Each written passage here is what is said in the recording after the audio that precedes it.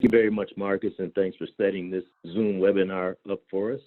As Marcus mentioned, I am Ron Johnson with the Illinois Department of Commerce and Economic Opportunity. Our goal today is to discuss what next steps are available to folks who are transitioning from Art Van. You are known to us as dislocated workers. Dislocated workers are folks who will be laid off or have been laid off due to no fault of their own. That entitles them to dislocated worker resources. Today, we want to talk about what those resources are. So I am joined today by Susie Pajera, and thanks to her for helping to coordinate this with the Art Van folks. Nathaniel's on the call, and thanks to him too for helping to coordinate our webinar. Susie is from the DuPage American Job Center at the DuPage County Workforce Development Division. She's going to speak to employment and training resources, very valuable information. Susie and her team do a great job of helping folks transition to other employment. That is one of our primary roles, is that you transition to other employment as quickly as possible. That component of our webinar resources are funded through our federal tax dollars. These are our federal tax dollars at work. That means this is at no cost to you, as we have all paid into this program. We are also joined by Scott Miller from the United States Department of Labor. He's going to speak about employment benefits, continuing health coverage, and important retirement information. Very valuable information. Scott and his team are accessible. When he does his presentation, he'll provide you with a number that a live person will communicate with you. It's very, very convenient, and they're very knowledgeable. And lastly, Mary Garcia is from the Illinois Department of Employment Security. She's going to speak to unemployment insurance. We'll have a live expert here today to answer some questions about unemployment insurance and how to access resources that her department offers. So we are here to help. Again, the Workforce Innovation and Opportunity Act is the name of the federal program that allows for funding of employment and training resources, again, at no cost to you. We have all paid into the program. You are a dislocated worker, and there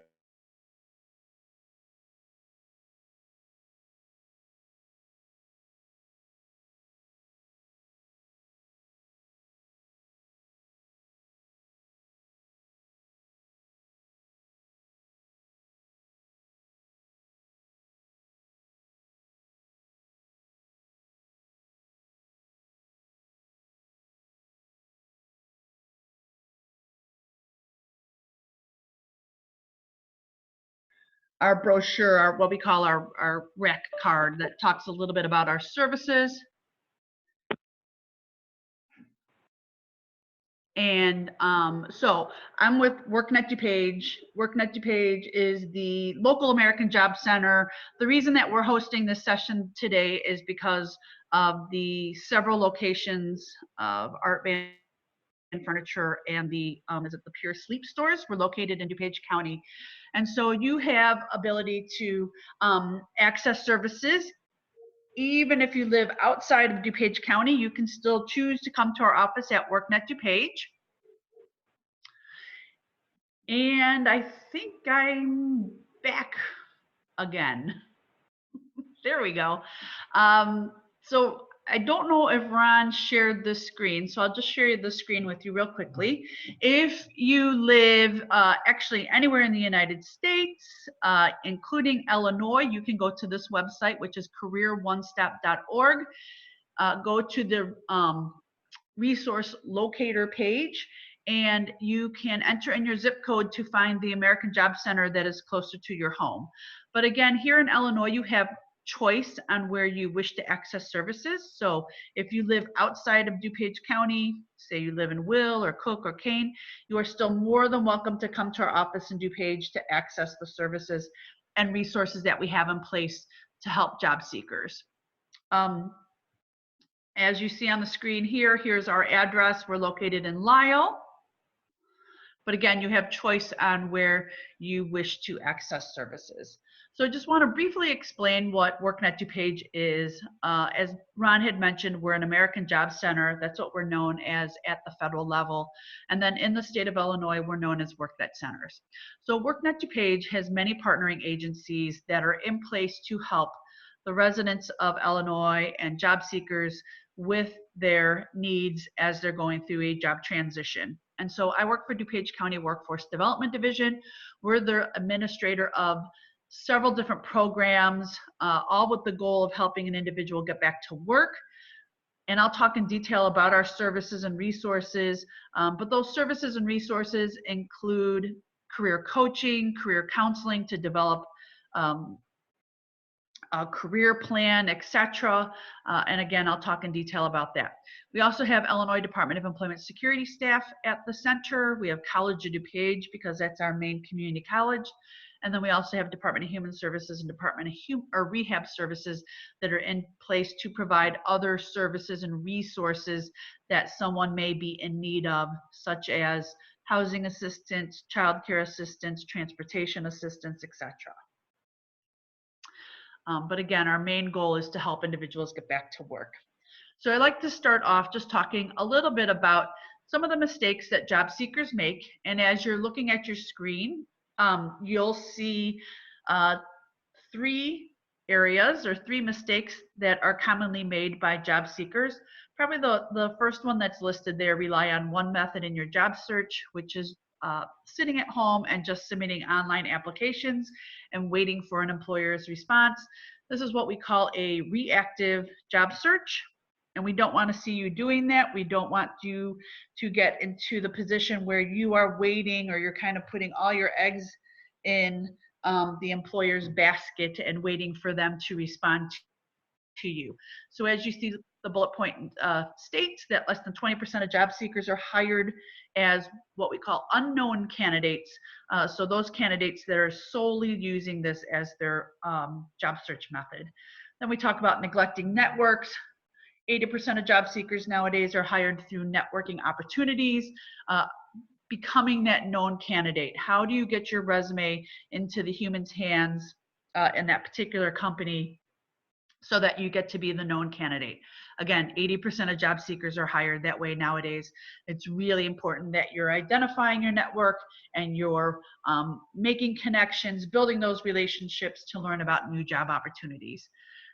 The last point there is noted, not customizing your resume, and I will talk about that in a few minutes when I start talking about some of our workshop offerings. Number 4, that you fail to research companies before job interviews. Let the employers drive the job search, again, being reactive and not proactive. Again, trying to find as many job opportunities as possible, building those relationships, making those connections. And number 6 is listed there is probably the most important piece to your job search, that you really take the time up front to identify your skills, your strengths, your accomplishments, and your value in the job market. And so we have services that are going to talk about how the job search game has evolved. You can participate in workshop offerings to help you prepare for your workshop. So before I go into really talking about those details, I just want to quickly note that even though the center is closed to the public at the moment, we are working remotely and working virtually with clients. So that would be, if you decide to engage in services with us, you can connect with a career coach, you can connect with a career counselor, and you would start working with them, again, virtually, through the phone, having email communication, Skyping, etc. But all the services are still available to individuals. They're just being provided, again, at this time virtually or remotely. So as you see the slide, it talks about self-assessment leads to resume writing, leads to how do you answer interview questions, and then that equals the job offer. So we have workshop offerings that will talk about the 4 major components of your job search. The first being self-assessment. Again, identifying your strengths, your skills, your accomplishments, what's your value in the job market, knowing those important things, setting that foundation for your job search, because then that helps you write your resume, that helps you answer those interview questions, that also helps you with your networking and building those relationships and making connections and learning about job opportunities. So we have workshop offerings that are in these 4 major areas. These workshops are now being offered either through a video link or in webinar. And I will talk a little bit about how you can view that information on our website, and then also how you can connect with a career counselor. So if you come into the, or I shouldn't say if you come into the office, my apologies, kind of falling back into my old presentation there. If you decide to connect with us for services, you would connect with one of our career coaches to help you prepare for your job search. And that would be individual career career coaching. That career coach then would work with you on writing or optimizing your resume, working on interview practice, sharing job leads. And then another benefit that is available to you under the program is a benefit called on-the-job training. And so there may be an employer that is interested in hiring you, but maybe you don't have a particular technical skill that they're looking for. This would be a program where the employer would hire you on a regular basis, and we come in and subsidize your wage during this training period while you're learning that technical skill. Additional resources that are available to everybody and anybody. We do have hiring events. Nothing is going on at the moment under the circumstances with COVID-19. But we do host hiring events. We also have a job club program, and actually we have a virtual job club program going on Friday, April 10th. My understanding is, I just got an email a couple minutes ago that the first session has filled up. But we're looking into offering multiple sessions or providing a video for this. But this is another service that we offer in regards to helping job seekers. And our job club has a couple components to it. One component is to provide the opportunity to network with other job seekers, to learn about other job opportunities that are out there, to practice your networking skills. And then we have a presenter come in and talk about a job search related topic. So this program is moving to being webinar based, and then also us providing the video. So what I would recommend is go ahead and check out our website. My understanding is, as of a little bit ago, the session did fill up, but we're looking to open it up shortly. So Marcus, I have a technical question. How do I go back? Just use the left arrow. Oh, that was really technical. Oops, there we go. The other thing that I want to note too is there are other resources available through the center once we open up to the public again. And those resources are where you can come in and use the computers at the center. You can use that to file your unemployment claim, certify for your benefits if that's needed. And you can use those computers as well for your internet job search. Researching companies. There's a lot of great free resources that are on those computers in our resource room as well. Again, that's not currently open to the public because of the COVID virus, but hopefully we will be open sometime in the near future.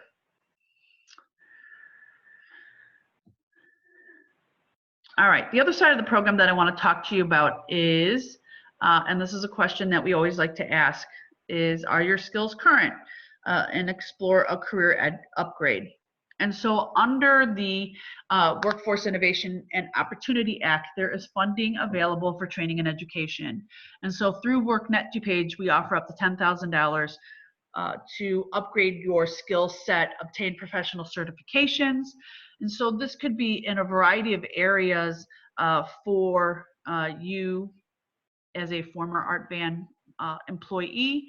I do want to just note that if you're approved for a WIOA training grant, those dollars will pay for your tuition, books, fees, equipment, whatever is a part of that program. The other benefit is that you can receive your unemployment insurance benefits while you're going to school full-time, while you're receiving that WIOA funding, and you would be waived from your work search requirement while you're attending your classes. And so instead of certifying every 2 weeks that you're looking for work, you would certify that you're attending your classes. Do need to note that it doesn't extend the benefits under unemployment insurance program currently, but there are, my understanding is, and Mary can talk in more detail about this in regards to the different various programs that are now available due to the COVID-19. So in regards to training opportunities, we train in 4 major high demand industries, that being healthcare, manufacturing, information technology, supply chain planning, and logistics. And so there are a wide variety of opportunities that are out there. Again, if you are looking to upgrade your skill set, increase your earning potential, these dollars are available to help you with that. You do not need to pay back the money. You are eligible for the grant due to the closing of Art Van Furniture. So again, it's not a student loan. It's again, money that's available to you due to the closing of Art Van Furniture. I do need to note that the way that the program works is that you would connect with a career counselor in our office, and you're going to start working with that career counselor on your career plan. And so part of that career plan would be, what is your goal? What type of job are you looking for? What do you need to earn to be able to support you and your family? And then talking about training opportunities that can support those goals. Okay. So if you're interested in going back to school, you can certainly go to illinoisworknet.com. This is the state administered website that currently holds the list of approved schools and approved training provider or training programs, excuse me. And so all training programs have to be approved in regards to that. We want to make sure that they are in a high demand industry or occupation, meaning that there's going to be job opportunities out there once you complete the training program. And then schools have to be approved as well. We want to make sure that they're offering a valuable education, it's a legitimate school, etc. And so if you're interested in going back to school, you can certainly go to this website and again, search training programs and training providers.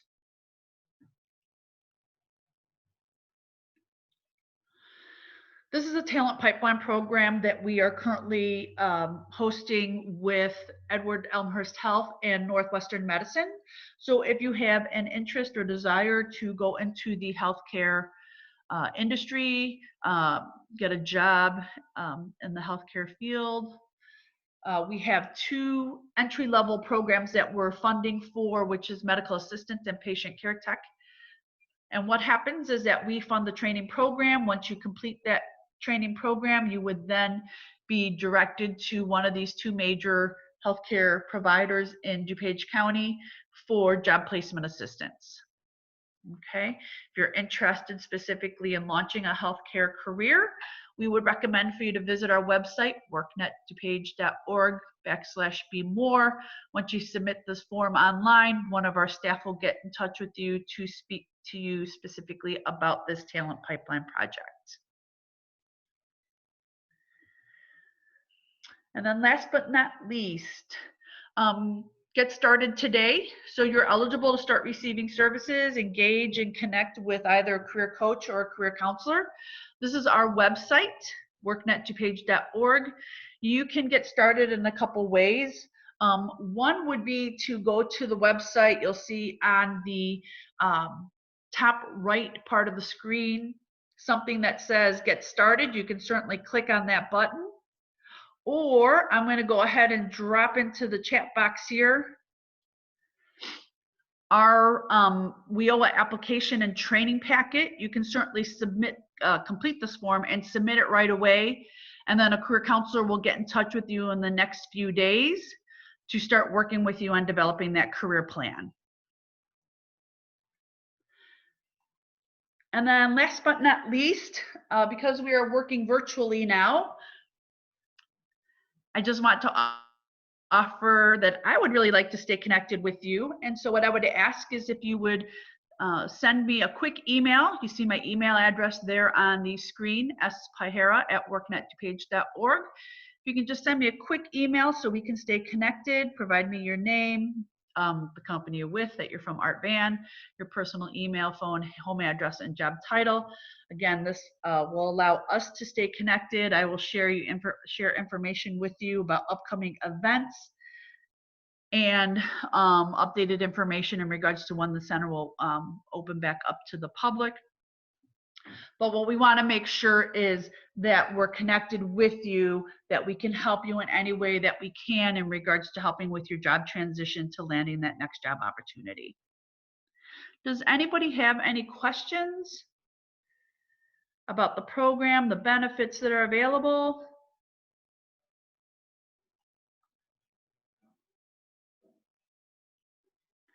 All right, well, thank you for your time. I'm going to go ahead and turn it over to Scott Miller then.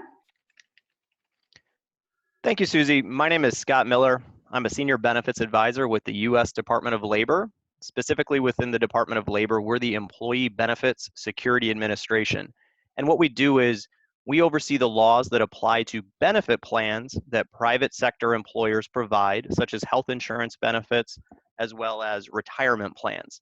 And because of that, we'll speak at events like this to discuss what your rights are to either continuing or obtaining new health insurance following the job loss. And we'll also provide some information about the retirement benefits that you have.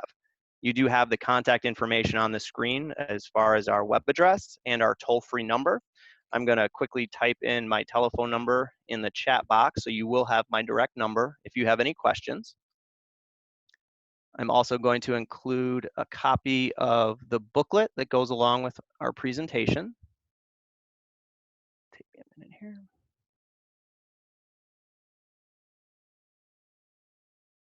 Okay, it should be uploaded now. So we're going to talk about 3 federal laws that apply to health insurance, and then we'll get into some information about your 401k plan. I'm going to try to see if I can maneuver the slides. There we go. So the first one we would normally talk about is COBRA. COBRA would allow you to stay on Art Van's health insurance plan for up to 18 months when your qualifying event is a termination of employment.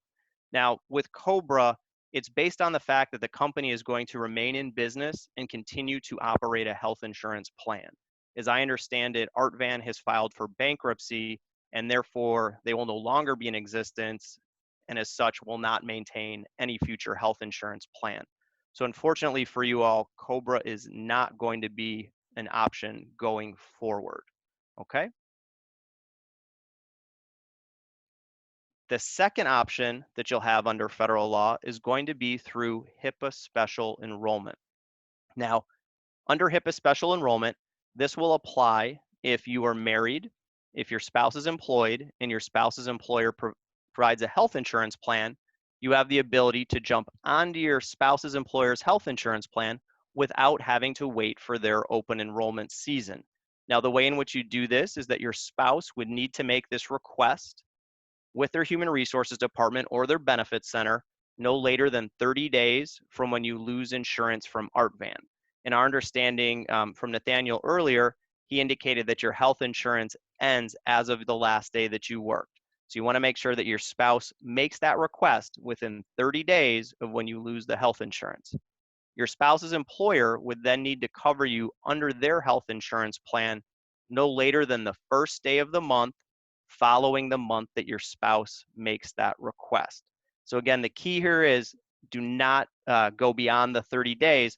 Otherwise, you would lose your rights to HIPAA special enrollment, and you would have to wait for your spouse's open enrollment season before you could jump onto their health insurance plan.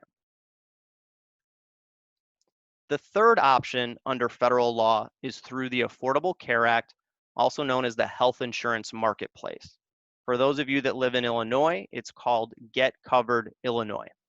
The marketplace will allow you to start the enrollment process beginning 60 days before your insurance ends, all the way to 60 days after your insurance ends. This is not retroactive coverage. normally within the marketplace, they require you to enroll by the 15th of the month for your coverage to begin the 1st of the following month. Therefore, if you know that you're interested in marketplace coverage, you would want to make sure that you enroll by April 15th so that your coverage would begin May 1st. There are numerous options within the marketplace. They will screen you to determine whether or not you qualify for the state's Medicaid program.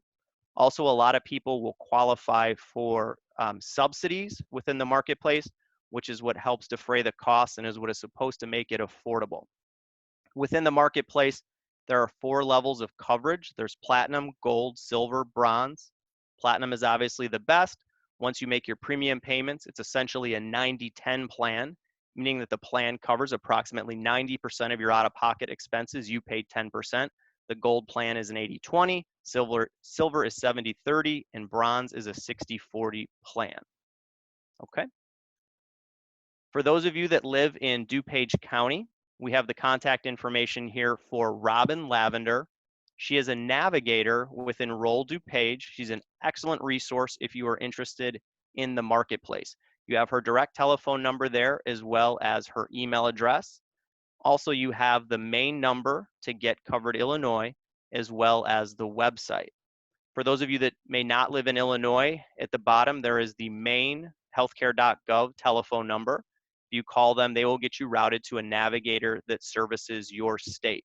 If you are interested in the marketplace, I would strongly urge you to call to make sure that you speak to a live person rather than just signing up online or getting information online. It's really important to speak to a live person to make sure that you are getting the absolute best and correct information.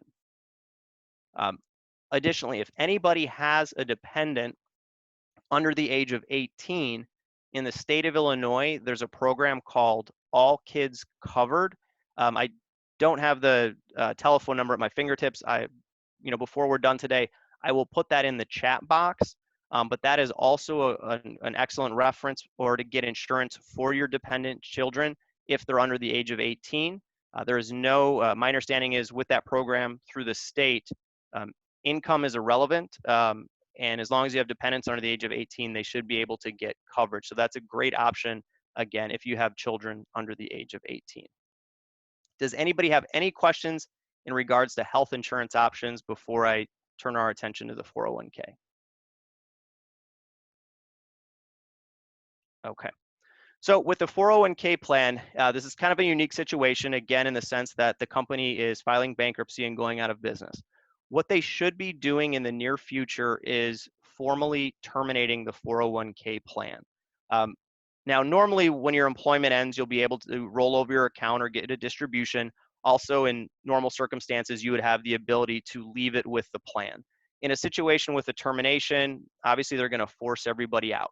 Now, if you take a straight distribution, meaning that the plan is going to send you a check in your name that you're going to cash in your checking or your savings account, you're going to be subject to an automatic 20% tax withholding. Additionally, if you're under the age of 59 and a half, you are also subjected to an additional 10% tax penalty. Now, this additional 10% tax penalty is not right off the top. That will get sorted out when you file your 2020 tax return in 2021. My understanding is there is also an IRS rule that states, I believe if you're at least, it's either 55 and a half or 56 and a half, you will not be subjected to that additional 10% tax penalty if the distribution comes from your most recent employer, which in this case it would. Additionally, if you take a straight distribution, and Mary will touch on this when she discusses unemployment, that distribution can affect your unemployment benefits for the week in which you obtain the distribution. Now, if you roll over the account into another plan, such as your future employer's 401k plan, or an IRA that you have set up with a bank or financial institution, there are no tax consequences whatsoever with that rollover. Now, again, at the bottom of the screen, it talks about leaving the account with your former employer. That's probably not going to be an option here. Now, it may take them some time to terminate the plan, but eventually you're going to have to take a distribution.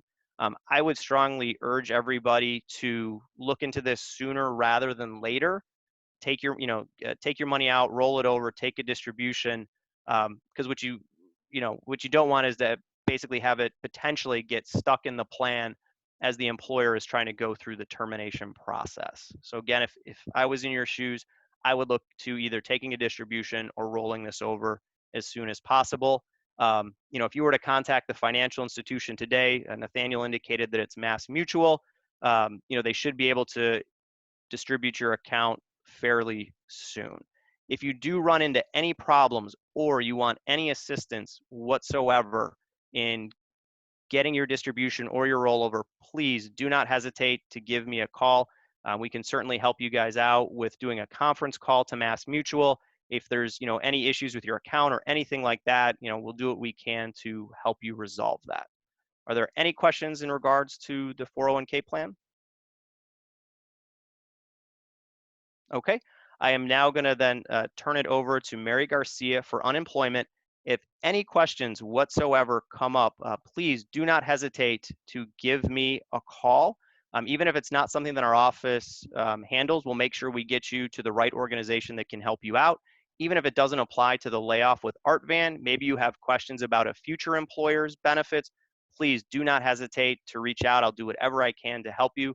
With that, I thank you so much for your time this afternoon, and I wish you all the best of luck, and I will make sure that all the information is included.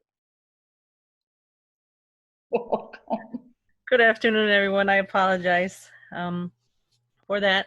So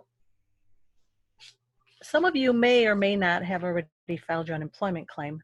I'm not really sure if you're still working or not, but if you are not, it's pretty much all done online now.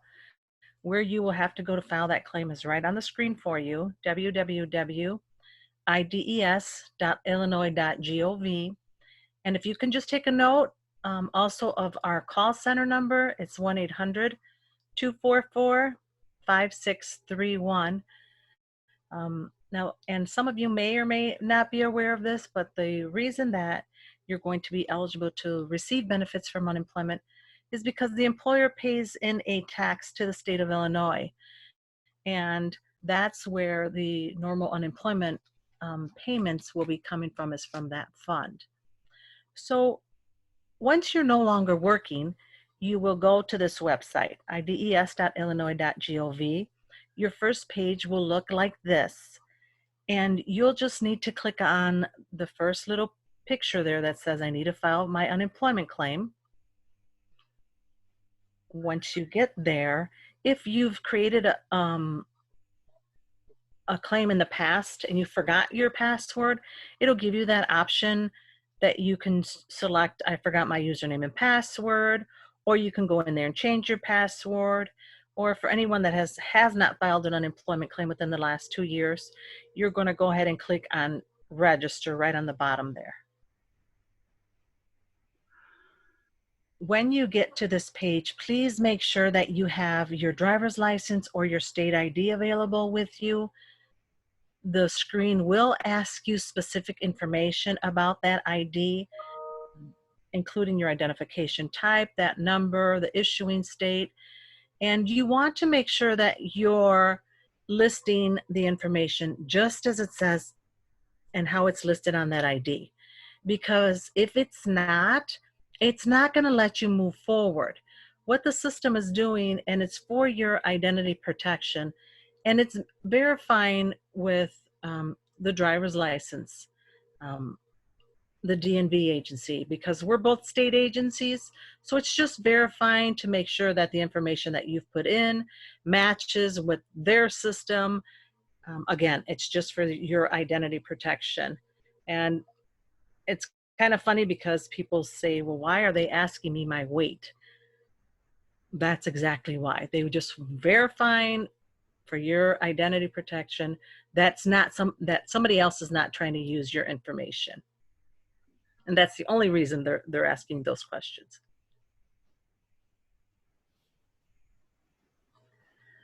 As you're going through and filling out your claim, you're going to be asked several questions. When that claim is filed, you're going to get your unemployment findings, and it's going to be in about 3 to 5 days that you'll get your unemployment findings. It looks like this. And you'll see that we have a little red box around your claimant ID number. If at any time you have to call our offices, the 1-800 number, we want to verify and make sure that we're speaking to the correct person. So we're always going to ask you for your name, your address, your date of birth, and your social security number. Now, I know I don't like to give my social out over the phone, so your other option would be to provide your claimant ID number. So that's why that has a little red box around it, just so that you know where you're going to find that claimant ID number. As you're going through and filling out your claim, you're going to have the option, if you have any dependent children under the age of 18, you can claim them on your claim as long as no one else has claimed them for unemployment purposes within the last 2 years. If you have a spouse that hasn't been employed, you can claim your spouse on your claim as long as he hasn't had his own claim within the last 2 years. But do keep in mind that they do give you more for your dependent children than they do for your spouse. Now, in that second red box, that's where you're going to verify that you put that dependent on there if you did put that, have a dependent on your claim. You'll next see that you're going to see payment method. So we will automatically send out a debit card to everyone who files a claim. And the debit card is actually coming from a bank. So that's your choice. If you like your funds to be put on that debit card, that's okay. Otherwise, once your claim is complete, you can just go back into the claim and go into like payment options, and you're going to see a little dollar sign, and you can just go in there and set it up as direct deposit. It'll be set up to go to your checking or your savings account, wherever you choose to have those funds going to. That's where it will show. And this is just where you're going to, again, verify the payment method that you put in there. It's going to show you the last employer that you've worked for, and your separation reason should be layoff or lack of work. We can't stress how important it is for you to choose that option. We get a lot of times that someone would put down discharge. When you're telling us that you're discharged, that means that you got fired, and you got fired for a cause. And what that'll do is that we will send you up for an interview that we're going to tell you that we're going to call you 2 weeks later. And right now, because of everything that's going on with the virus, most likely those interviews are being even postponed longer because of the fact of so many unemployment claims that we have going on. So please just make sure that you use the option of layoff or lack of work.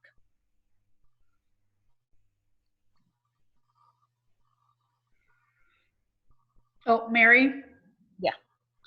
We have a question saying we are being paid till April 17th. Does that mean we have to wait until after that date to apply for unemployment? It depends on if the funds that you're being paid are those wages in lieu of notice, or are they being considered like a severance?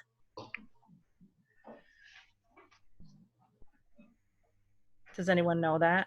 I do.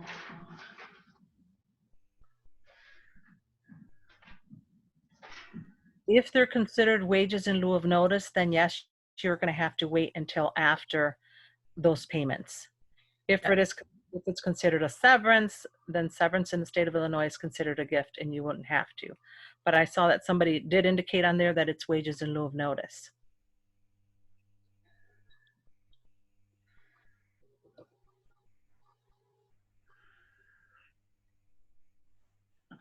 Do you want me to move to the next slide?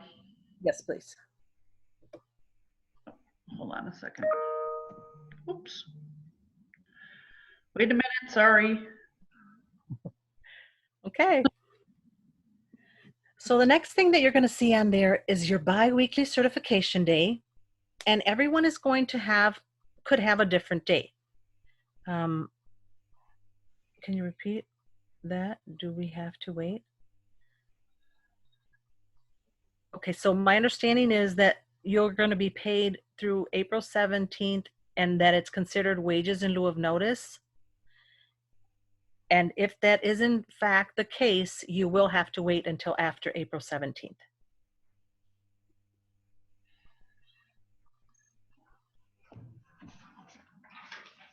Okay.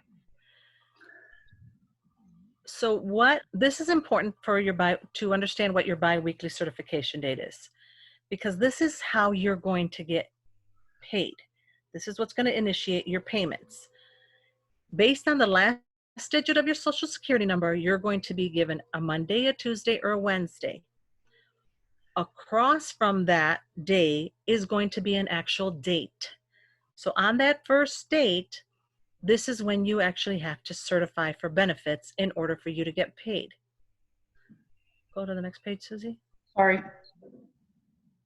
So you have two options of certifying for benefits. You can actually go right back online, and instead of clicking on the first one that says I need to file my unemployment claim, you're going to click on I need to certify for my unemployment benefits. And then you're just going to go through and answer all of the questions. The other option would be doing it over the phone. And we will go into part-time work in just a minute.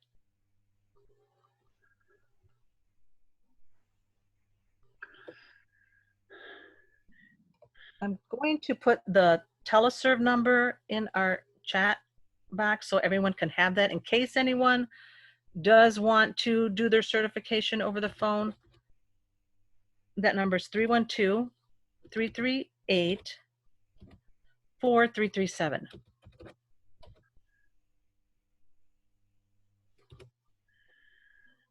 And that's how you certify over the phone instead of doing the internet to certify for benefits.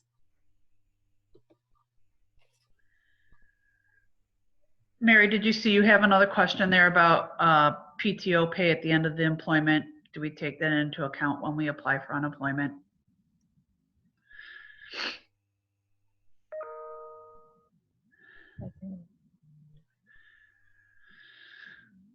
And what are you considering PTO pay? Is that, can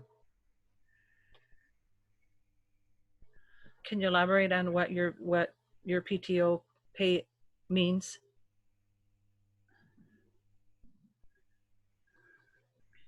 Is that like vacation pay or, okay. So the way vacation pay works is if the employer contests and says that you're going to be receiving vacation pay, then that can be disqualifying income.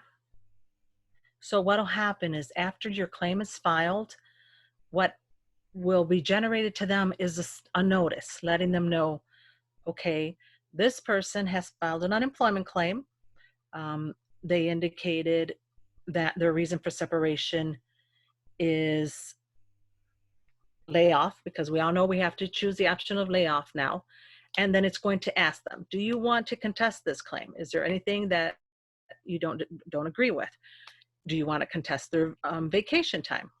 If they say yes, they're contesting your vacation time, what'll happen is they have to include in that form the number of days that were paid out for vacation time, what that gross amount was, and what that time frame was being allocated to. And again, this is only if the employer is contesting it, and I'm not sure if this employer is contesting or not.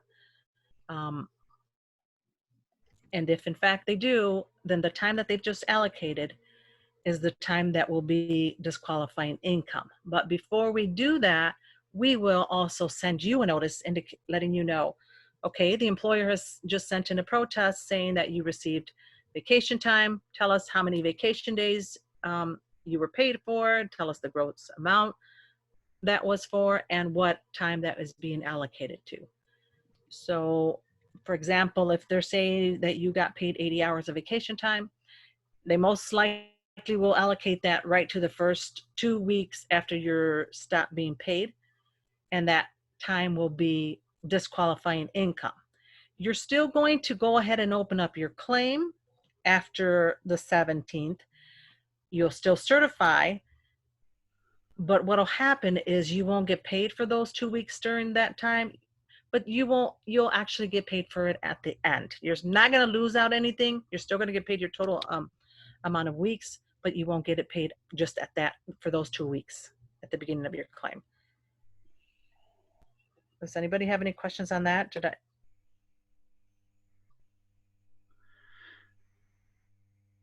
And Mayor, just so you know, I just put in the chat group the I filed my claim, what happens now brochure. Okay, awesome. You're going to be an expert at this pretty soon, Susie. Don't get too excited now. Okay. So you'll also see that it shows that you have a benefit year beginning date and a benefit year ending date. The claim gets opened up the Sunday prior to when you file your unemployment claim, okay? It stays open for 1 year. Within that 1 year time frame, normally you're entitled to receive up to 26 weeks of benefits, which is 6 months. From my understanding, because of the COVID coronavirus, they have included an additional 13 weeks, which would be a total of 39 weeks. So that's a maximum of 10 months. That my understanding is what has changed now with everything that's going on with the virus. They do leave that claim open for a full year though, because there's times that people get reemployed. And hopefully that happens for you guys now, because you are some of you are in the medical field. I know that there's lots of places that are looking for people that fit into that criteria that are in the medical field. It's going to show you your employer, any employer that you've worked for within the last 2 years. It's going to show you how much you've worked and earned within the last 4 quarters. And what happens is that they take the 2 highest quarters to determine how much money that you're going to be entitled to receive from unemployment. It's going to show you your weekly benefit amount just for yourself, the amount that's allocated for your dependent, and the total amount together. The maximum for 2020, and I'm not sure if this is changing at all or not, but from my understanding right now, it's $484 for a single person without any dependents. It's $577 if you have a non-working spouse as a dependent, and $669 if you have 1 or more children under the age of 18.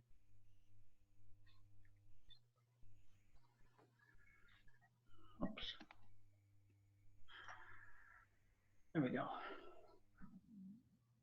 So I mentioned earlier that you can actually work.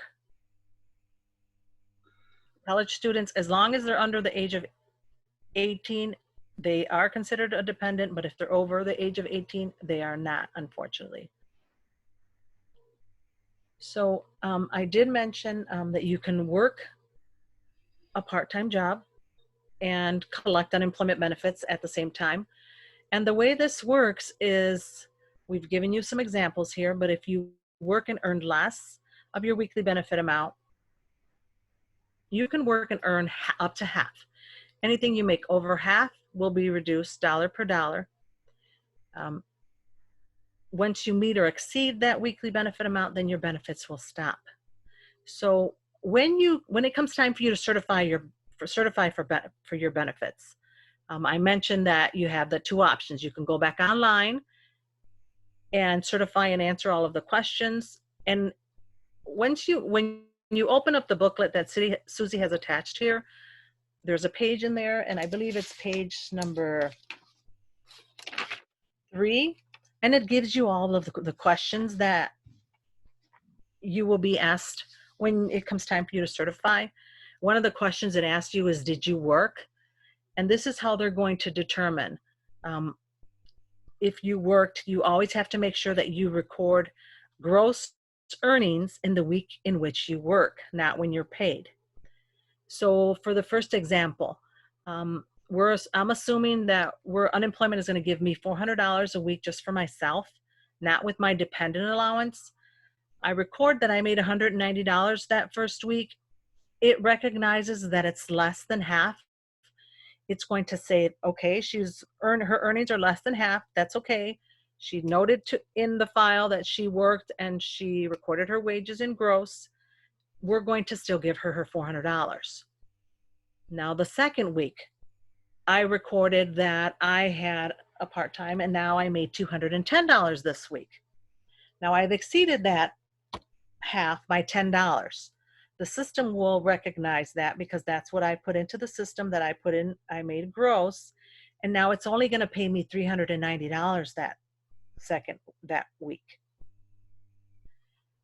The third week I reported, now I've gone back to work, I found full-time employment and I really don't need unemployment anymore. So I recorded those wages in the system. It's going to see and recognize, oh, she's reported more than $400, which is her unemployment amount. She doesn't need unemployment anymore. We're going to stop her benefits. It will continue asking me if I'm still currently employed. So if the following week I'm still working and making over my $400, it'll actually close down my claim. If that was just a 1 week thing where I only made $400 that week, the following week I'm back down to $200 again, then I'm going to say no so that it lets me continue to certify every 2 weeks. And it'll pay me the second week, but not just that first week. Is there any questions there so far with working part-time? I know that's kind of confusing.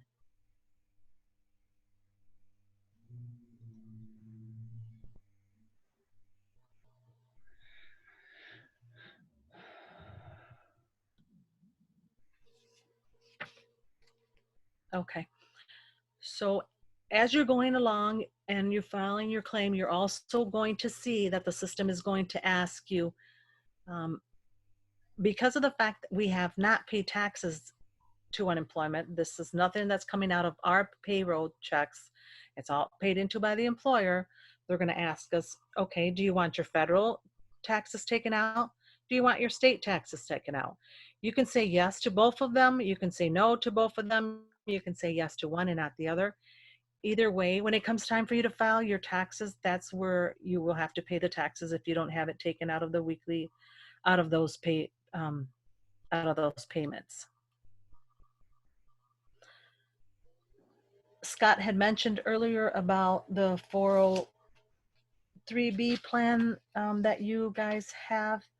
And he did mention that that can be disqualifying income. If you withdraw that money in any week that you're receiving unemployment, that will be disqualified in the week in which you receive that. If you leave it there and you don't touch it, of course, it's not going to be disqualifying.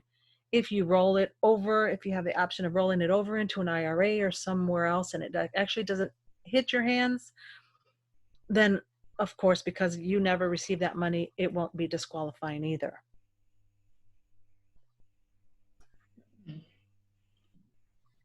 At the end of your claim, you're going to receive your claim summary. It's going to give you a confirmation number. It's going to tell you when your claim is effective. It's going to show you what your weekly benefit amount is going to be. And it's going to show you, and you see it with the box around here for your username and password for Illinois Job Link. Now, it'll give you your username, and your password is going to actually be your social security number. Now, when you're filing for unemployment, you are required to be able, available, and actively looking for work. And that's one of the reasons that they actually created Illinois Job Link account. So you'll just click on that link and it'll take you to the Illinois Job Link page, which is this. And again, you are required to do this. So you're just going to click on here and you're going to click on looking for a job and you're just going to, it's going to let you register. Go ahead, Susie.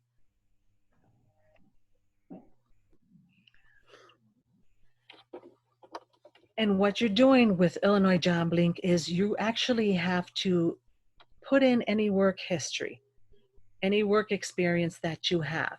You're going to create a resume And we get a lot of people that get confused and they title this resume with their name.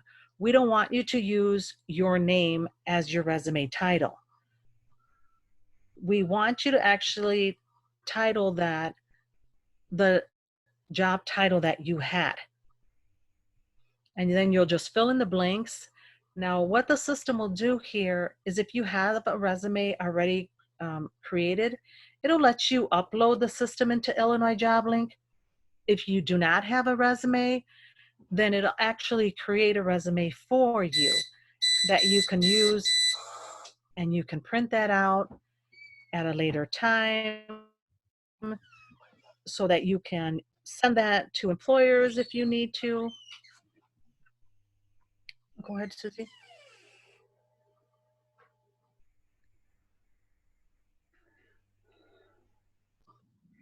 The other thing that you will do with Illinois Job Link is you can use this to look for work. When you click on the job search, you're going to put in your job title where it says what. You'll put in your zip code or your city and state where it says where, and then you're going to put in the distance that you want to travel where it says within. And you do the search, and it's going to give you any open positions for employers that are within the state of Illinois that have listed their open positions in here. Now, if you notice this administrative assistant position, they have 743 job matches. And that can be quite a bit to look at in one sitting. So the system will actually let you save this and come back to this at a later time, or it'll actually let you refine that search. And it'll let you, if you see on the left-hand side, you can just indicate, I have an associate's degree and I want a position that's going to pay me $15, $20 or more, and refine that search. So now that'll make that list smaller and you can look at these positions. It's going to tell you about the job. It's going to tell you when it was last updated, what's required, what the employer's name is and where they're located. Go ahead, Susie.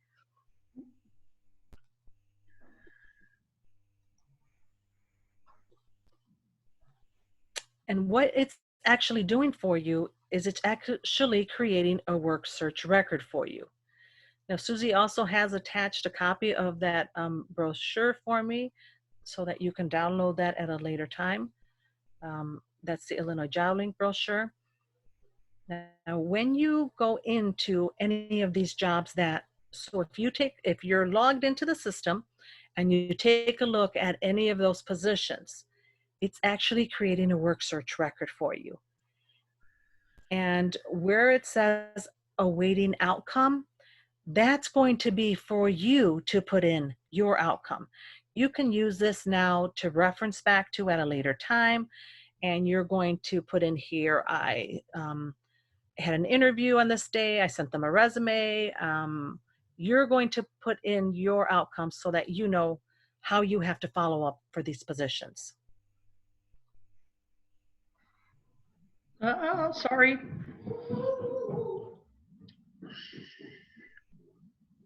Now, if you do, and I know there's a lot of people that use different websites to look for work, and that's fine, you can actually come back into Illinois Job Link and create a new work search record.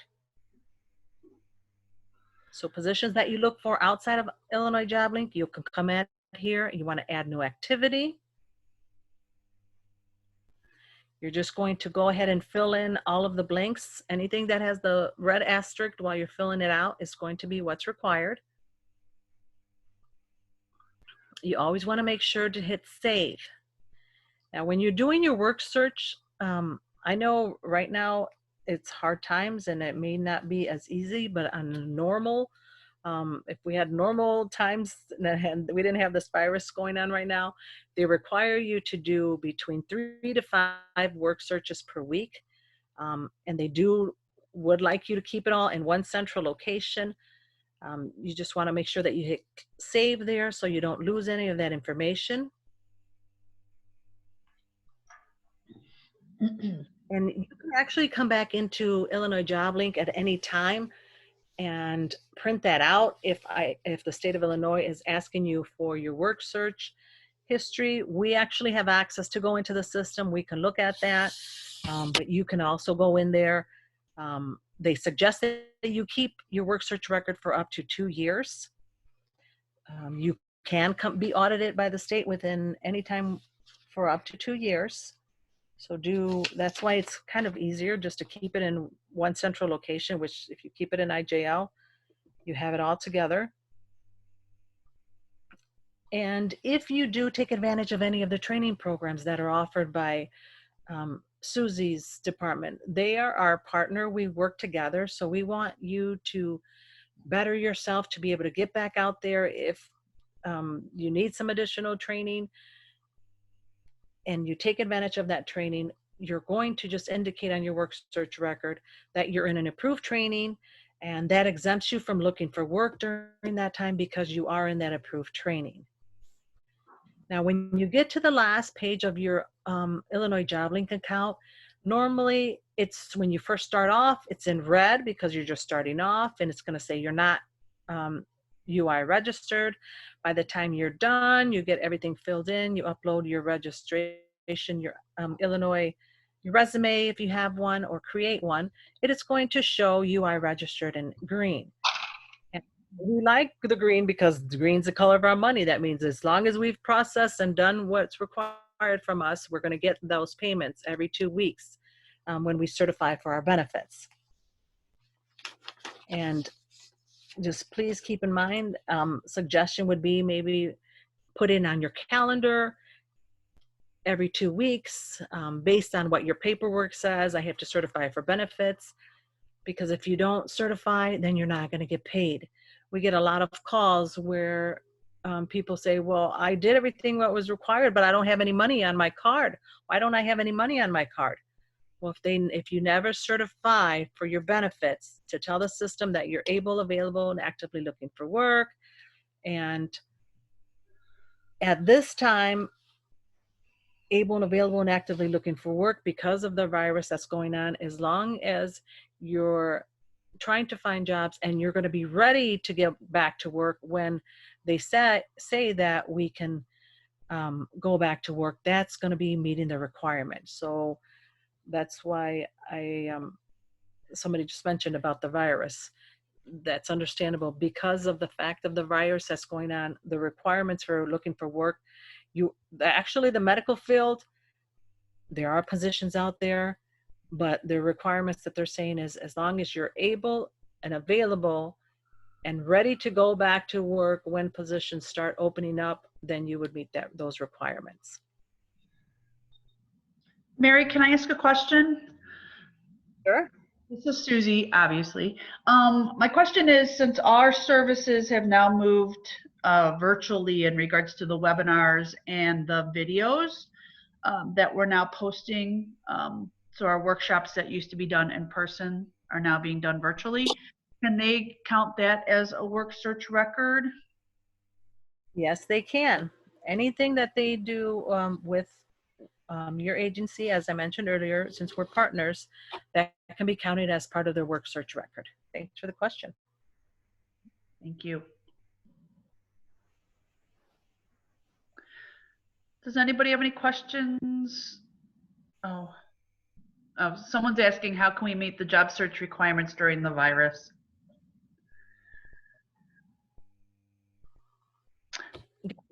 As I mentioned a little bit ago, as long as you're able and available, so you're not down and out because you're sick or something, and you're ready to be able to go back to work when jobs start opening up again, then you're meeting the requirement. And can I just add to that? So work search requirement is any activity that you're doing for your work search. So that you're looking for jobs. Employers are still interviewing currently. Most of the interviews now have moved to telephone interviews or Skype, webinar-based interviews, so that would count as your work search activity. But again, even attending one of the webinars at our office at workNet DuPage would count as work search activity as well.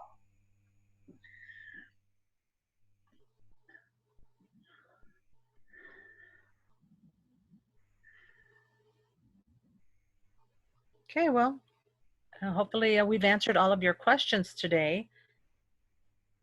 This is has our phone numbers in case anyone has to get a hold of us. Ron, did you have anything else that you needed to? Thanks, Mary, Susie, and Scott. That was fantastic information. And it seems like we're going to stick around for a little bit. And if anybody has questions in the chat, we'll try to get to them before our time is up. Marcus, is there time for a couple of audio questions? Yes, I can either open all the phone lines at once, or if the participants want, there's an option to raise your hand using the Zoom menu, and we can open up the lines individually that way. Let's do the second option to keep it confusion down, Marcus. Okay.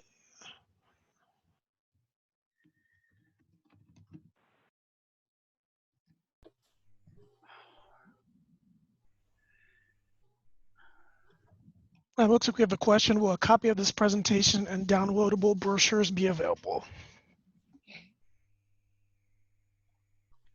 So, Marcus, is it accurate that throughout the presentation we've included pertinent information for each of our presentations? Susie, the entirety of the PowerPoint, is that an option? So if you go, so there is a public page set up for the Journey Care employers on Illinois WorkNet. On that page, all the handouts that were provided during the presentation, along with the PowerPoint, is already posted on the page currently. Oh, fantastic. That's fantastic. And I'll go ahead and drop another brochure into the chat box right now. But I would really recommend for anybody to be able to connect with me, send me an email. Again, that allows me then to reach back out to you. What we don't want to see happen is that you know, you're starting your job search and you're not getting any traction in your job search, and not taking advantage of the resources and services that are out there to help you again with landing your next job opportunity. And Marcus, I see that Ellen Holland has raised their hand. Yes, and your line's unmuted, Ellen. So you can hear me? Yes. Okay, so just a clarifying question. Since we are being paid until April 17th, you're saying that we can apply for unemployment 1 week after that date, regardless of what our PTO payout might be?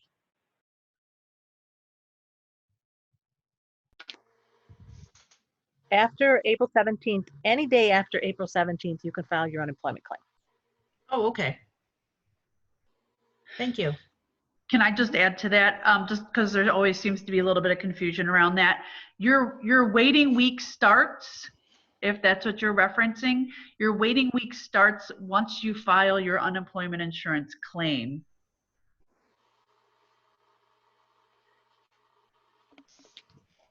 But because of what's going on right now, I believe they've even lifted that waiting week. So that's not even. Good to know. Mm-hmm. That's why I didn't mention anything about the waiting week. Thank you.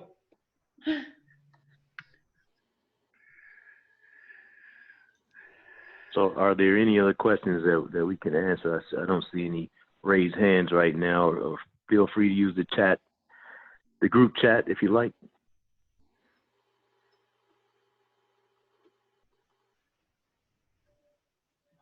Give it another minute here, Marcus, and if there's any response, then we'll conclude the webinar. But I do appreciate everybody who participated, and a special thanks to Susie for coordinating with the affected employees so that we could communicate with them. This is not typically how we conduct our workshops, but I think it worked out.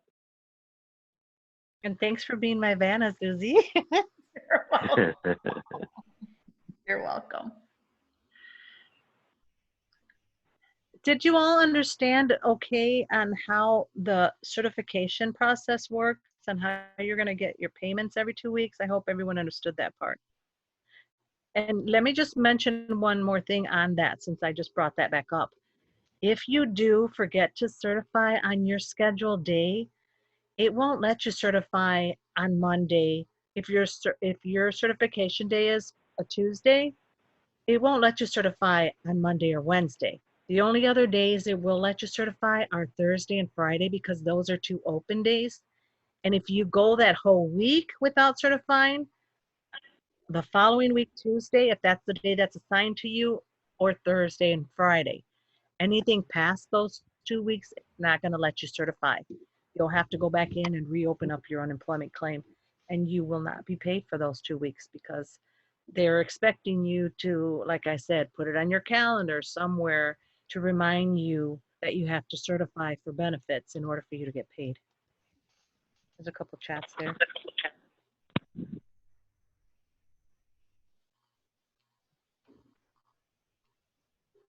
Well, Marcus, I don't see any raised hands or new questions in the group chat.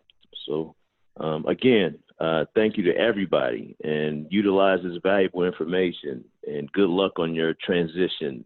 And you use all the resources available, all at no cost. Thanks to everybody, and thank you, Marcus. All right, thank you. Thank you. Be well, everybody. Take care of yourself.